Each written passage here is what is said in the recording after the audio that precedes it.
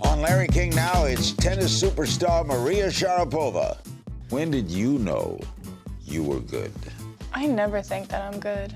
I think that I can always be better. Do you form friendships in the locker room? I don't. I'm not shy to say it either. Plus, Sugarpova is a candy company that I started. That's product placement. that's all ahead on Larry King Now.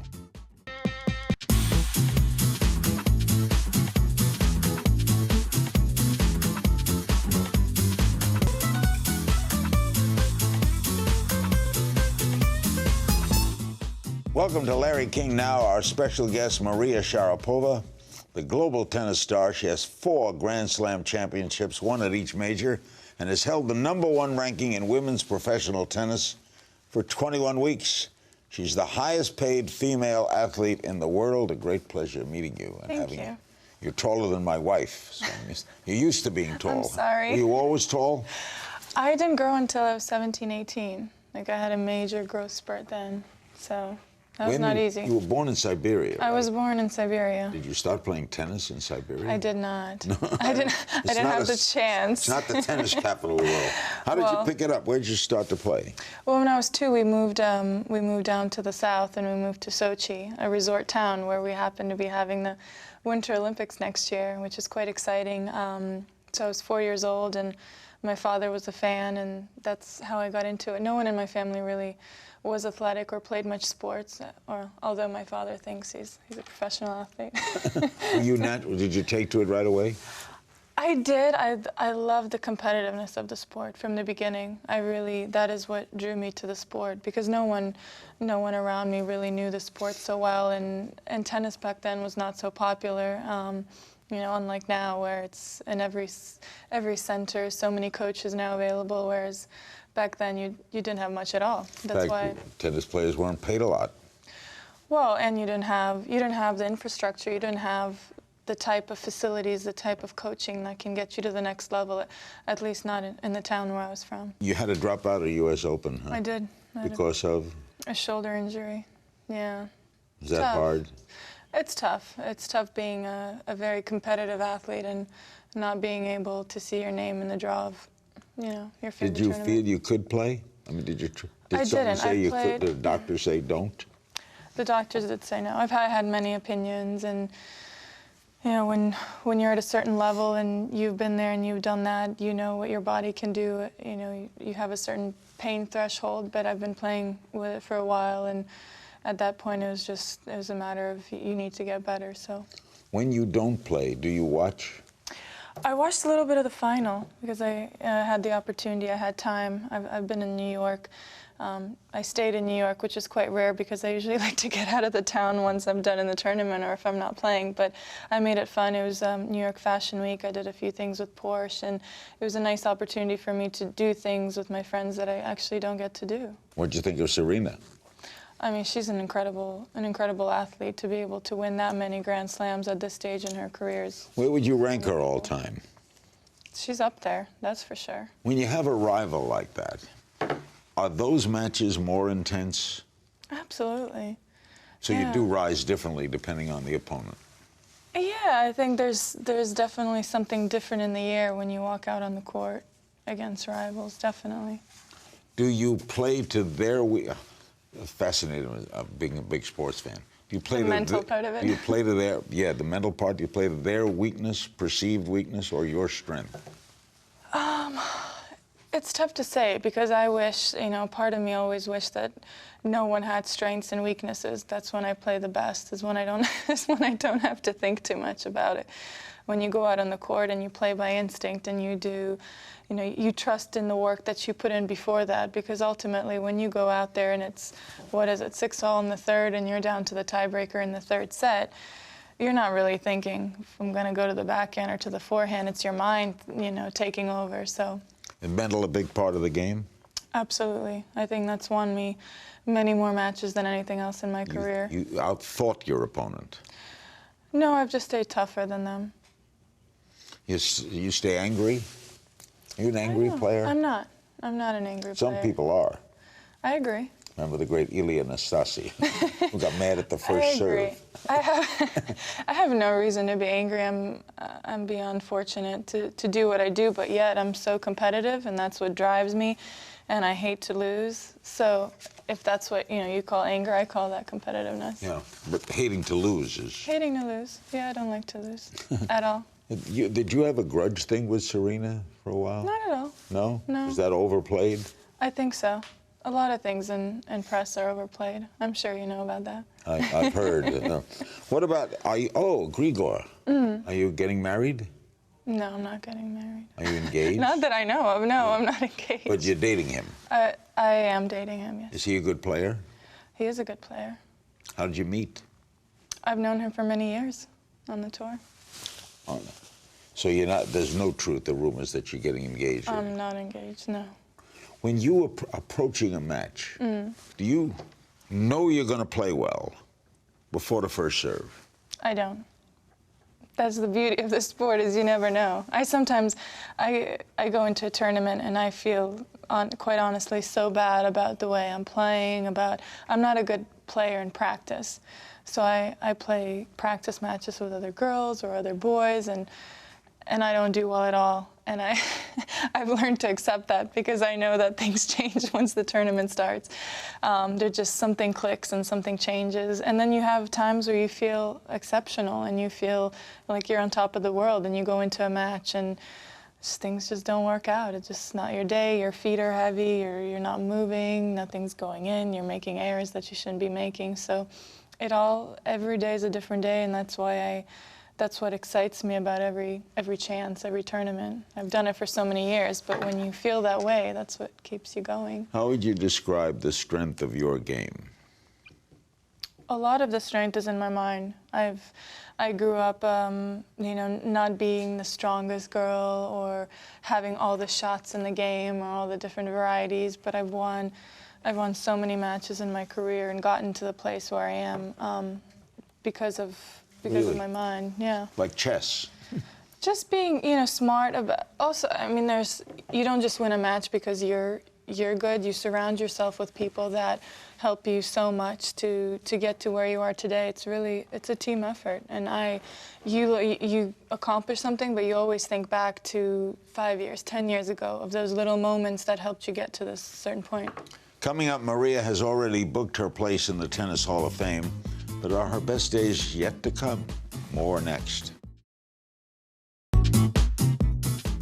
We're back with the great Maria Sharapova. We're going to talk about candy in the next segment, which intrigues me. Do you form friendships in the locker room? I don't. I'm not shy to say it either. Why not?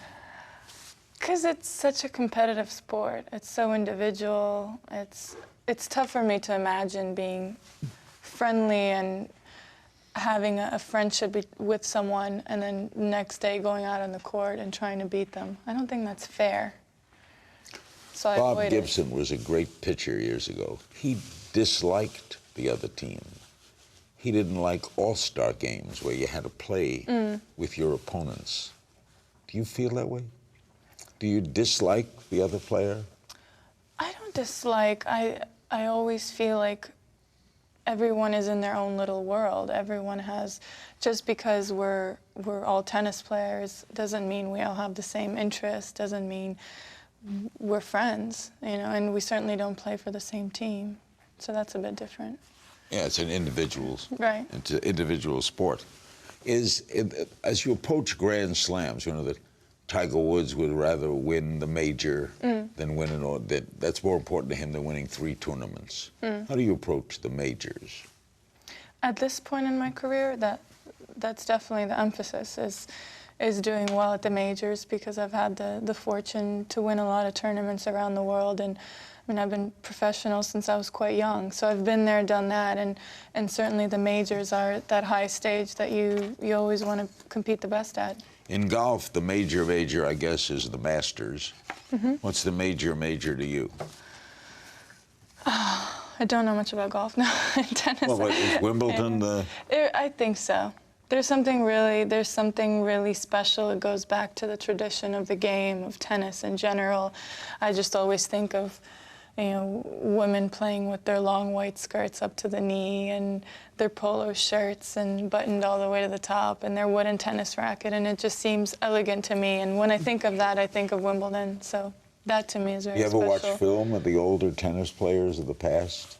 I don't often, but I have, yes. Like Billie Jean King and Absolutely. Patty Berg. And yes. there were some great ones. Your family sacrificed a great deal for your career, right? A lot. Take me through those early days.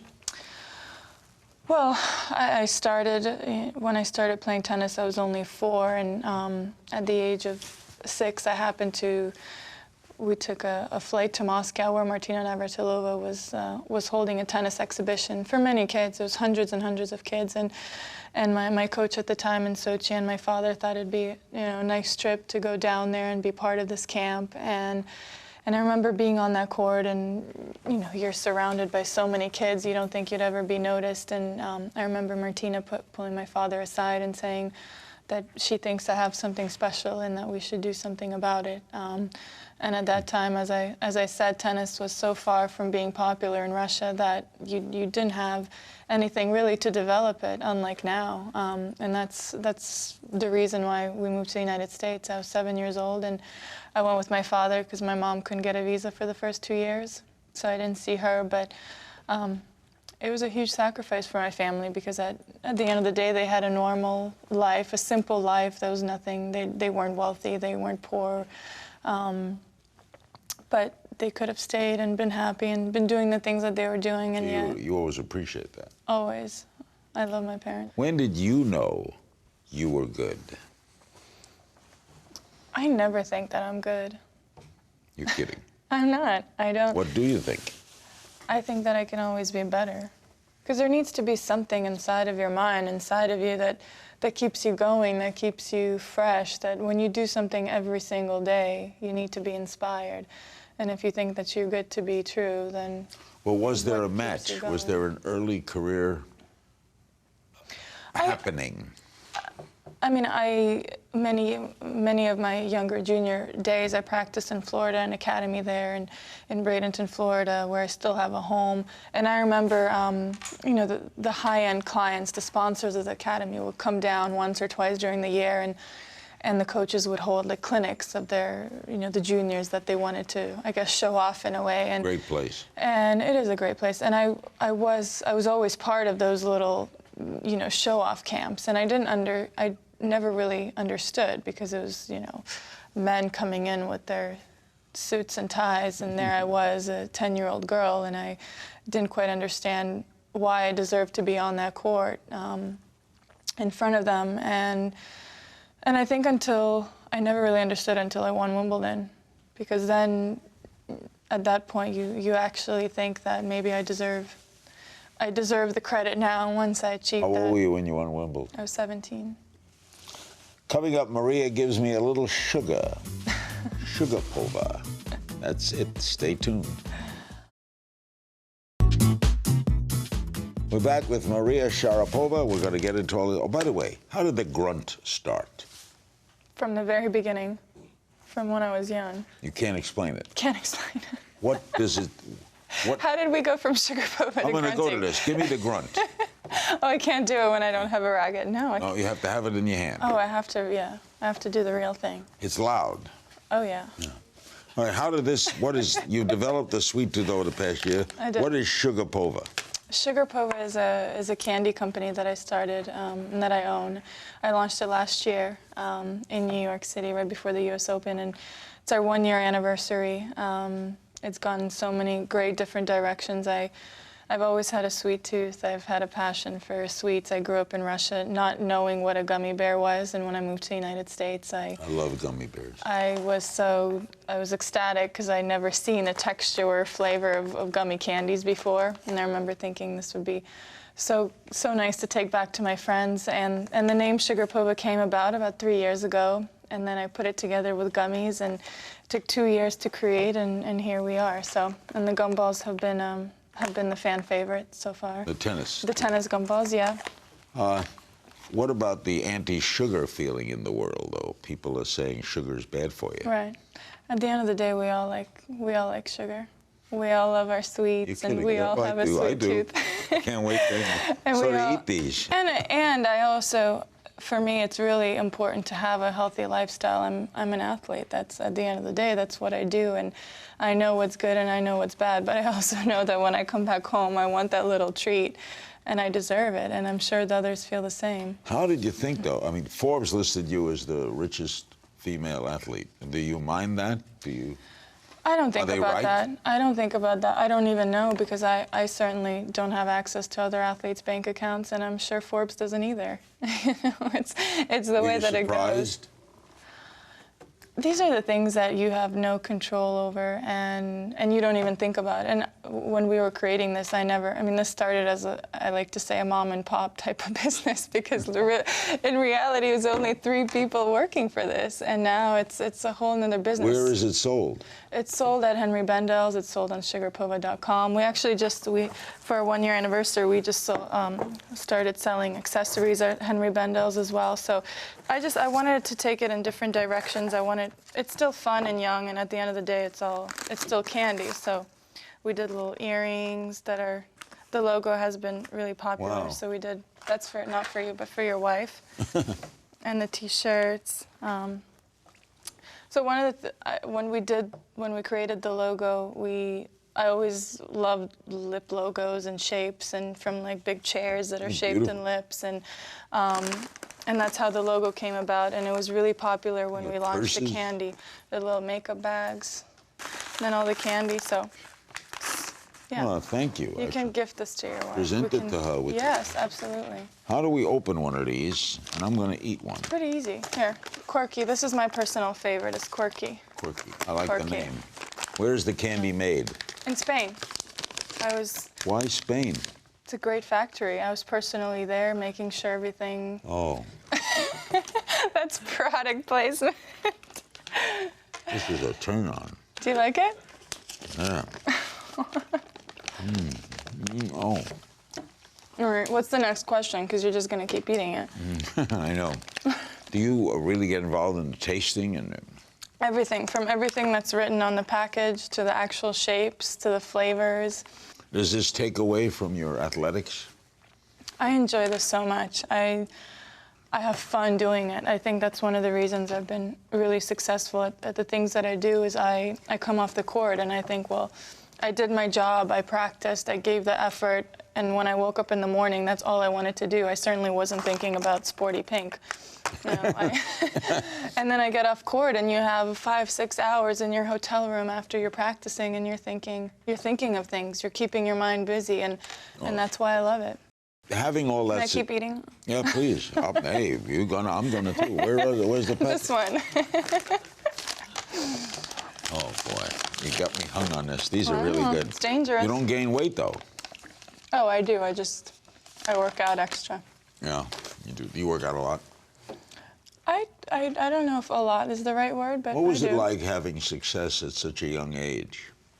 How were you able to handle that? I don't know the other way. So I was so happy with what I achieved on the court that anything that 17 came. and you win Wimbledon. It's a little crazy, isn't it? I didn't think it was crazy at the time, but I look back at it now as a 26-year-old, and I think, especially now, thinking, you know, when I watch TV and someone that's 20 or 21 is playing, and they're saying, well, this is the youngster that's coming up. You know, I think back to when I was 17 and think, wow, that was an infant. I mean, that's really young. So. How have your parents reacted to all of this? They've been my best supporters, because my parents, the best gift that they gave me was that they were always realistic. They lived in a real world. They understood that this could all fail at any moment, any time in your career, and they were never afraid of that. I must ask you, why did you part ways with Jimmy Connors? It was just not the right fit. Wrong timing with my injury, with everything going on. It was just not the right time for it. Why do you need a coach? A lot of people ask athletes why they need a coach. I think, you know, everyone thinks we know it all, but we really don't. There's so many things that you see when you're away from it, from a perspective, and the things that you see. Sometimes I get off the court and I think I played A great match. I think I did so many things well. I listened to what my coach said, and then you come off the court and they're giving you a dirty look, and it makes you think twice because they saw things from a completely different. You need that. You need that. Next, Maria will take questions from her fans, and we'll play If You Only Knew, and I'll have some more Sharapova candy. Don't go away.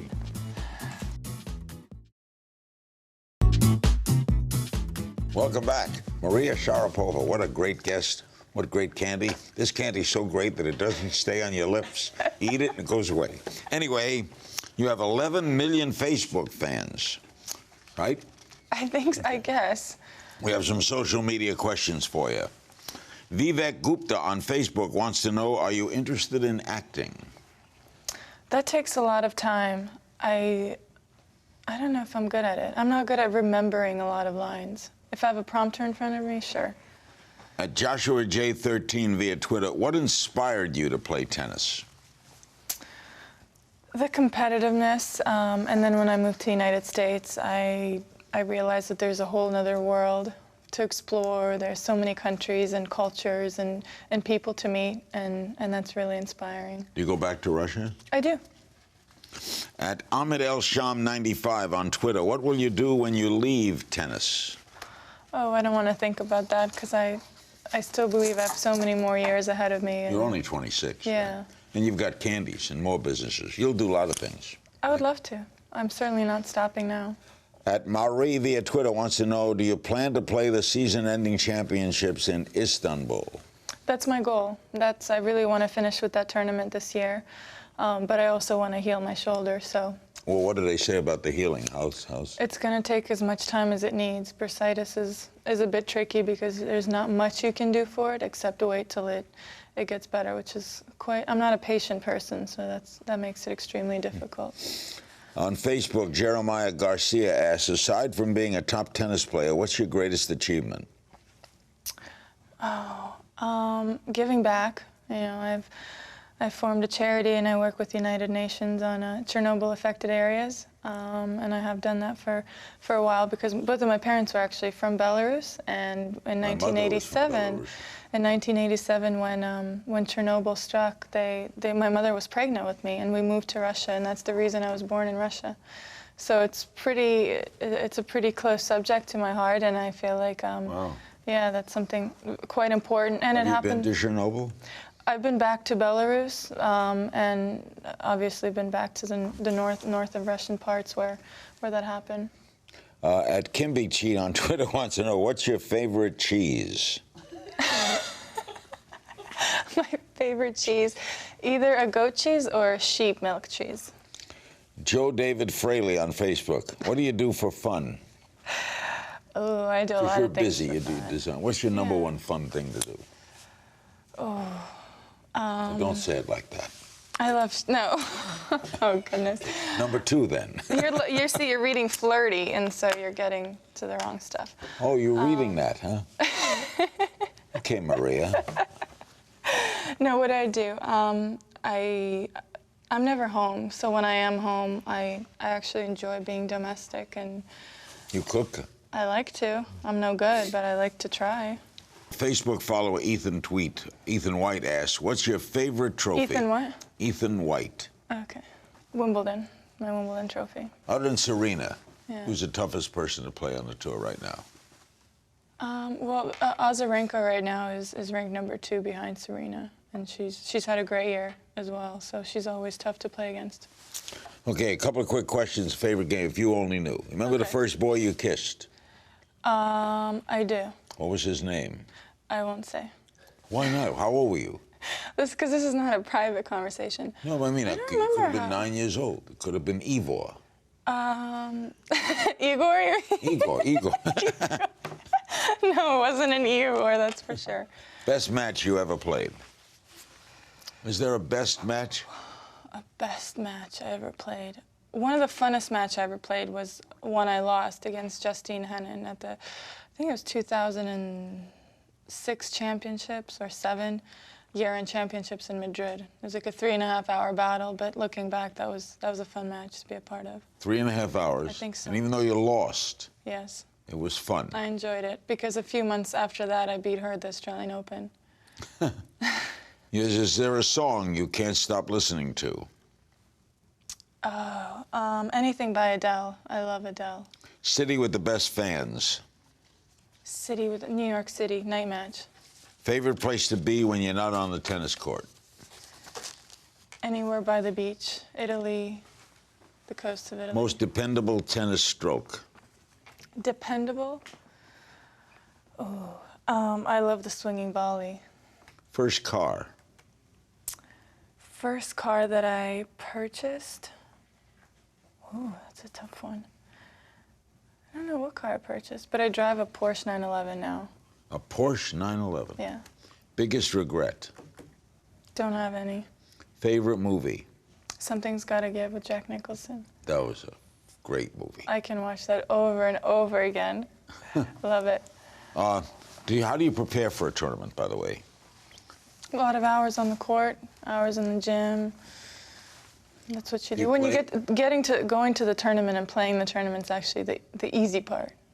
I love getting to the tournament. You don't have to do anything. Practice an hour or two, get home, you have all the time in the world. When your shoulder's okay, do you play every day? I do, 6 days a week, probably. 6 days a week? Yeah. Practice, play, something. Everything. Thank you, Maria. Thank you. Thank you for these wonderful sugars. Yes, keep eating. Henry Vandel or anywhere else? Sugarpova.com. Sugarpova, sugarpova.com. Yeah.